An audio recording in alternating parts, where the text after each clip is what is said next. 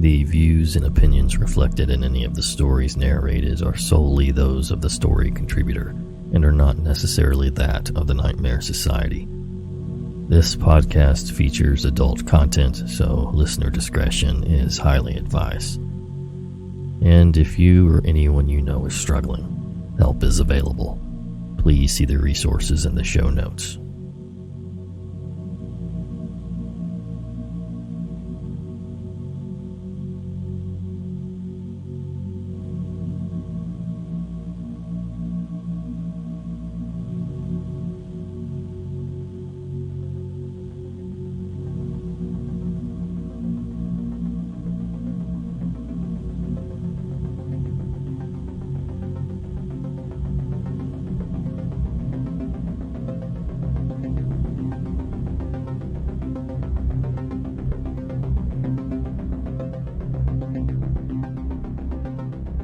The Nightmare Society.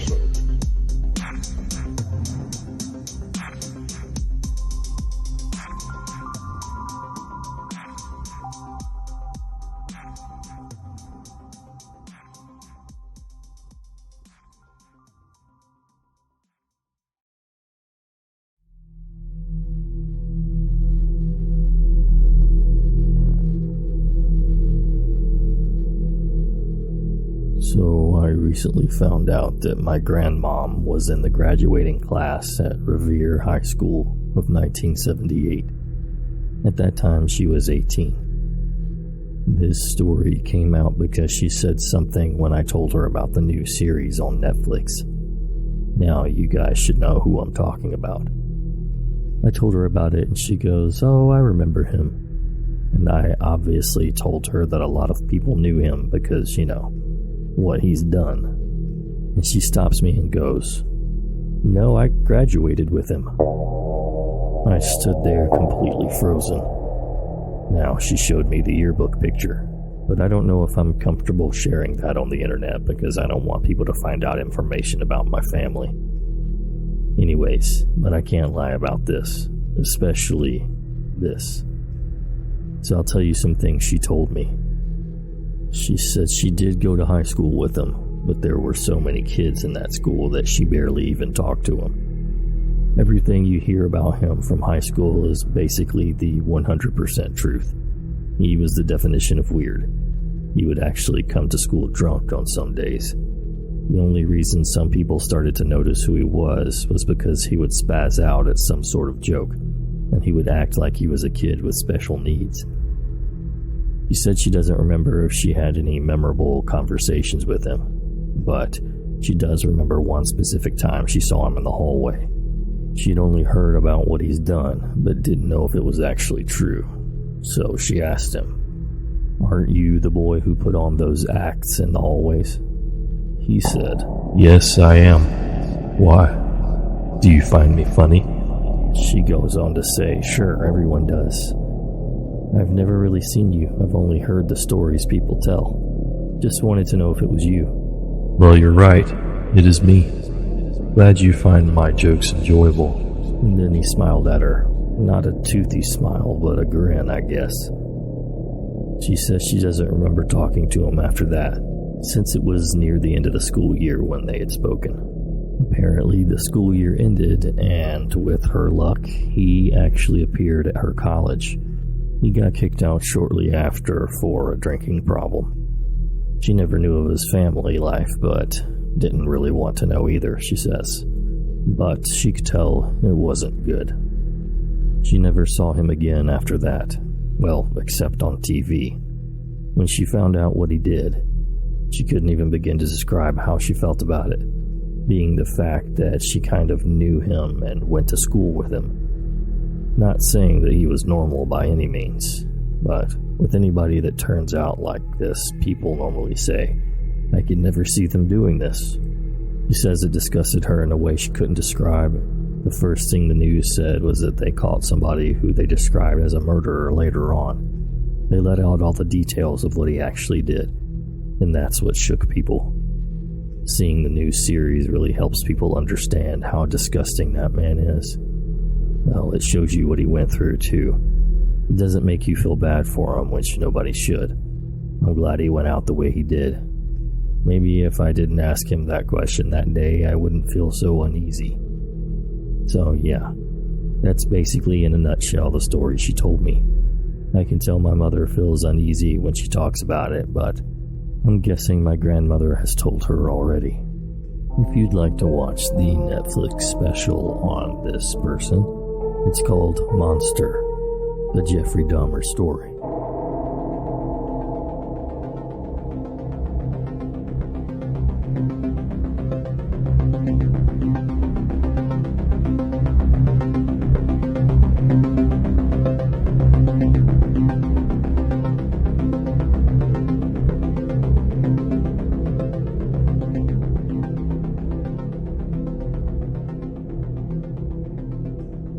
My uncle shared this story with me. This is all verbatim, and it's not exactly a short story, so it may trail off at some points, but I wanted to stay true to my uncle's account, hence why it's word for word. The following is all from his perspective, and the use of I refers to himself. It happened around 20-odd years ago. Very, very long ago now. It's when your father and I ran that call center doing the contracting work for various businesses, all within the financial services industry, and roughly around 50 staff, including managers and supervisors and so on and so on. Things were a lot different then. The internet was still very much in its infancy, as was technology. We didn't have the same access to things as you would do now if you ran the same kind of operation. On top of this, we were running all of this out of a warehouse on an industrial estate right next to a Roma people's encampment. That's all we could afford at the time for the amount of floor space we needed. The campaign we were working on wasn't going so well for us. For the most part, we just worked out of phone books, and the likes to get leads as data costs and still does cost a fortune. So we were under a lot of stress to meet the sorts of deadlines and promises your father made to our B2B clients.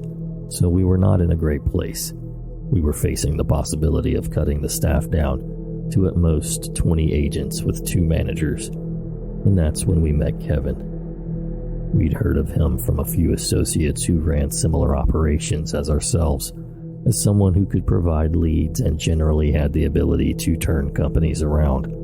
So your dad got in contact with him and went from there, really. We didn't actually hear back for about a month after contacting him. So we were really very much in the mindset of, well, screw all this over, close down, and start something else somewhere else. And on the day we hyped ourselves up to tell everyone, you've all lost your jobs, we get a freaking phone call out of the blue.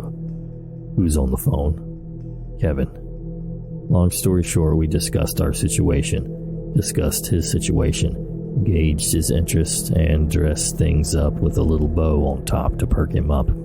By the end of the conversation, he'd agreed to come down from Scotland and meet with us and discuss options in person. So on Monday, we met with Kevin in the Hilton, and I didn't like him immediately.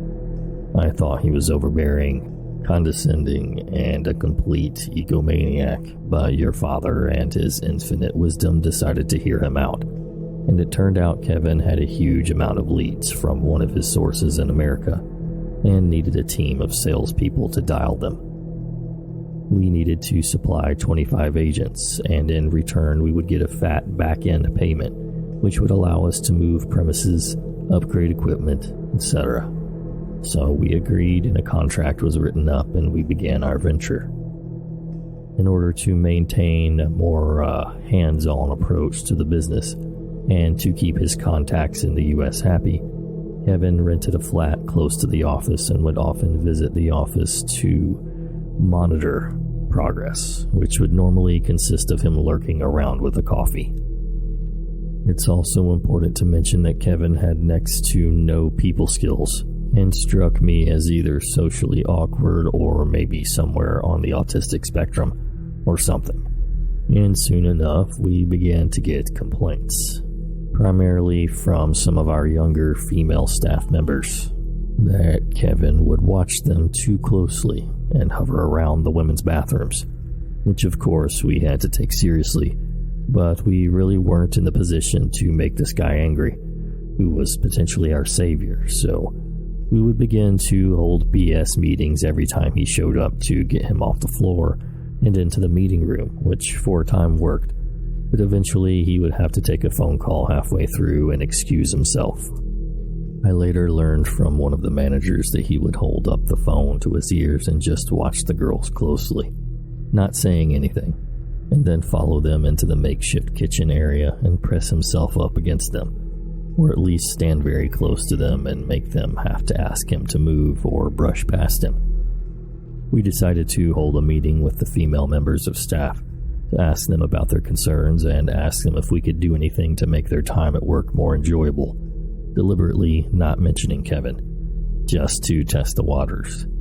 And one by one, they all had something to say about Kevin. Some were just uncomfortable with his general demeanor, and some had been groped by him and even propositioned, which was the final straw, really, so we decided to speak with Kevin and cut ties and look at ways to exit the contract when we get an email from Kevin saying he's moving back up to Scotland and will only be making quarterly visits.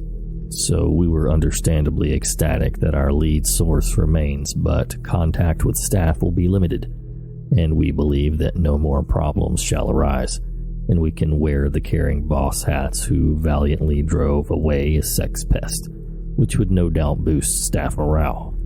Fast forward another 12 months, and Kevin's visits have all been non-eventful, and the contract is drawing to a close, and we're excited to get our cut and expand and move on to another primary contract, when Kevin gets in touch with another plan to extend our contract and package our company up to be sold to a blue-chip company, which specializes in the financial services industry. He would act as a broker and take a cut, but we'd make even more money than we originally thought, as well as half of the agreed amount we'd receive when this particular contract was supposed to end, just as a goodwill gesture. He mentioned he had a few contacts in London and the US, which would be interested in merging our operation into their current sales team for a more dynamic sales approach. So this was something to ponder on, and we agreed to get back to him. Anyway, I was thinking over the idea and decided to go to the local pub where I ran into a guy called Carl, who also ran a similar business as myself. And we got to chatting and he brought up Kevin, saying something along the lines of, "You're working with Kevin Smith, aren't you?" I was unsure how he knew this, so I asked him why. "Why do you want to know?" To which he responded with, "That guy's a total freaking nutcase. Honestly, the things I could tell you about him." And at first I thought, here we go. This is just more gossip and BS and most likely jealousy, but curiosity got the better of me, and I asked, "Go on then. Why is he a nutcase?" And he laughed some more, took another few sips of his lager, and off the cuff said, "You know that geezer murdered his wife." And admittedly I scoffed, but Carl's face was serious, stone-like, and unsmiling. "No, he didn't," I said, still laughing. "He killed his wife, mate. I wouldn't make that up." I can always remember the look in his eyes when he told me that. I was unnerved, but still, you can't believe anyone in business, and I decided to probe him some more. "What happened?" I asked. "I don't know the whole story because he's kept very quiet. You won't find it in the papers or on the news or anything, but basically his wife was found battered. No signs of a break-in, and the only other DNA in the house was his. He's a wealthy guy though. Never got out in the press, and he managed to get off, but I tell you, he's a dodgy guy. We had him with us in '98, and we exited out of our contract. Got loads of complaints about him. He's a perv, mate." So I'm thinking, oh bollocks, we have a murderer as our main source of income, and the guy's off his rocker. But I don't let on to Carl and instead tell your dad, and he says, "He's fine. He's eccentric. He's from a different era, and we should just hold out a bit longer." You know what your dad's like. He's got the moral compass of a bloody war criminal. But stupidly, I relented and we entered the new contract. And true to his word, we received half of the original agreed commission fee. So we were able to move offices, and this is when Kevin decided to move back down south and take permanent residency at our new office to oversee the packaging process, supposedly. So he set himself up in an office opposite the hallway to the women's bathrooms and would spend most of his days on the phone or just loitering again. By that time, we had a major staff overhaul and employed more skilled salespeople and management staff, so we were confident that Kevin would behave and we wouldn't have a repeat of last time. But unfortunately, this was short-lived, as an admin assistant complained to HR that she saw Kevin having some alone time in his car outside while watching some of the girls who would go outside to smoke. Obviously, this kickstarted the rumors of Kevin being a wrong'un again, and his odd behavior did nothing to help, so we decided to seek legal help, and eventually we were able to back out of the contract. Kevin in our minds was long gone, and it would have been in early 2003 when I was working late at the office alone, when I saw a figure moving through the office towards my enclosed office at the back. I knew it wasn't security or the cleaners, as security weren't permitted to enter offices without permission when a staff member was present, and the cleaners had left earlier. Besides, the cleaner we had was a rake-thin Asian woman, and this figure, which was now barreling towards me, was much, much larger in both height and width. I stood up and moved towards the door to lock it when I saw Kevin's face on the other side. Now, Kevin was a big guy, probably about 22 stone and around 6'4", and I must have been around 12 stone and 6'1", so he easily pushed back and barged in through the door. I can remember going for the phone to dial security when he got on top of me, and instead of the beating I was expecting, he was trying to pull the watch off from my wrist. Confused but understandably pissed off, I tried getting him off me, but his weight was making it difficult to move, and I just remember him looking at me dead in the face without saying anything, eyes completely blank. Somehow I managed to get him off me. I think I managed to knee him or something and ran out to the reception area where I got security to apprehend Kevin, who was attempting to escape out of a fire exit. I wasn't hurt or anything and didn't press any charges, and he got a warning from the police, and that was that. Last time I saw Kevin. Now this is when it gets bizarre. About 3 years ago, I bumped into Carl in Monaco, and we got to talking about the old days when the topic of Crazy Kevin came up. And I told him about the time he got into my office, jumped on me, and tried nicking my Rolex. And Carl was laughing along with me, and asked when exactly that was. I told him it was on 03, and this is what he said. I can still remember it word for word. That couldn't have been long before he topped himself then. Shocked, naturally, I asked him to repeat what he said, and he did. He hanged himself in 03. Had no money at the end. I'm not sure if he told you, but he remarried this Thai girl who had a son. When he was liable to settle his contract with the American chaps, he tried bumping her off to get the life insurance money. Everything he had was on finance. Everything. Didn't own anything. I was completely gobsmacked. Kevin never even wore a wedding ring, and in all the years I had known him, we never once discussed a wife or a child. And although Carl was known to like to stir the pot a little bit, it turns out Kevin rented a house opposite Carl's brother-in-law. I tell you what, makes the stories about his first wife seem more plausible. I've also worked out why he went for my wrist. I think at first he was angry that we backed out of the contract, and he probably viewed us as responsible for his life spiraling out of control. So probably did want to beat the crap out of me. But I think the fact that he had no money and probably needed it quick to settle the contract and impending lawsuits, he decided to try and steal my watch to pawn it. This is just my theory, though. He could have just been off his rocker.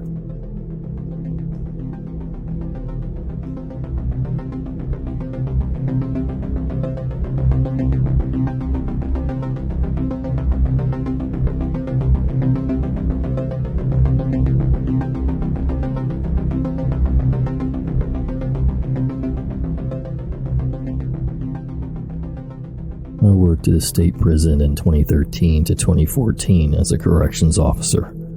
I was 19 years old. The prison is located in the middle of the woods, and it's the only prison in my state that conducts executions. The prison layout was basically one very long horizontal hallway that was split into 3 sections, and each section has 3 wings, where CM, or close management inmates, are housed in individual cells and are on lockdown 23 hours a day. The further down the horizontal hallway you go, the worse the inmates get. Section 1 is wings ABC, Section 2 DEF, Section 3 GHI. I worked in the last section where all of the death row inmates and psychiatric wings located. We had one particular inmate on the psychiatric wing that was a known murderer and cannibal. To get into his cell, it took 2 guards and 2 giant steel doors, where you would find him in a straitjacket, strapped to a restraint chair, while wearing a mask to prevent him from eating himself. He had several scars of bite marks and cuts on himself where he had bitten chunks out of his own raw flesh out of his arms. This man was required to see a mental health specialist every week, at least twice a week. When the psychiatrist would come to evaluate the inmate, we would have to remove him from his cell and take him to an evaluation room located within the wing, where one of us guards would have to stand inside the eval room with the psychiatrist and the inmate, just in case he tried to do anything, while another guard stood outside the door watching through the window. Every time the psychiatrist would come around, we all would talk about how creepy he was. He had a vibe about him that just made everyone uncomfortable. One day, I was standing inside the eval room with the cannibal and psychiatrist as he was evaluating the inmate. The inmate normally wouldn't respond to any questions and would just growl slightly and constantly. The psychiatrist says, I know how it feels to have an urge to do something that others might not understand. Me and you both come from similar backgrounds, and I have always admired your work. With a dark grin across his face. The inmate just sat there listening and growling and clicking his teeth together as the psychiatrist said, I know it's hard for people like us in a world full of people that have emotions and feelings. I cannot remember the last time I felt something. In my 16 years of working here, I have never felt more connected to an inmate. The psychiatrist finishes his evaluation, and as he goes to leave the room, he looks at me and winks, while showing a large crooked grin from ear to ear, and says, Remember, what's discussed in here is confidential and cannot be discussed with anyone other than us that are present. Also, I'm having a small party at my house next weekend if you want to come. As he goes to walk away, he just chuckles and keeps shaking his head back and forth. I couldn't help but think how creepy it was with the things he said, so at the end of my shift, I decided to go talk with my captain about the situation. Captain, something weird happened today with the psychiatrist during the eval of inmate 48. I went on to explain all the details, to which his reply was, He's a weird mother effer. Always has been. He's tried to come on to a few dudes here. Just ignore him, man. I couldn't shake the feeling of how messed up the evaluation was. Fast forward 6 months, I wake up to headlines on the news about a mental health specialist that works at the state prison being arrested. The FBI had raided his house and found some pretty disturbing stuff. 20 years prior, a 16-year-old boy was found killed and raped and his body dismembered and thrown into a dumpster. Law enforcement was not able to solve the case. Apparently, after several complaints against him, the state started their own investigation on the man, and then the FBI got involved. When they raided his home, they found some of the boy's belongings that was murdered 20 years prior, as well as blood that matched the victim, and souvenirs for several other apparent victims as well. The psychiatrist was arrested and charged with murder. In the video of his arrest, all you can see is him smiling and chuckling and shaking his head back and forth. To this day, I keep wondering what would have happened if I would have gone to his house for that party. After the evaluation incident, there was no way in heck I would have gone, but I wonder what would have happened if I had. Would I have been drugged, raped, murdered, or what? I have since left the prison and started a new life with my wife and our 3 kids, and I never, ever want to meet him again.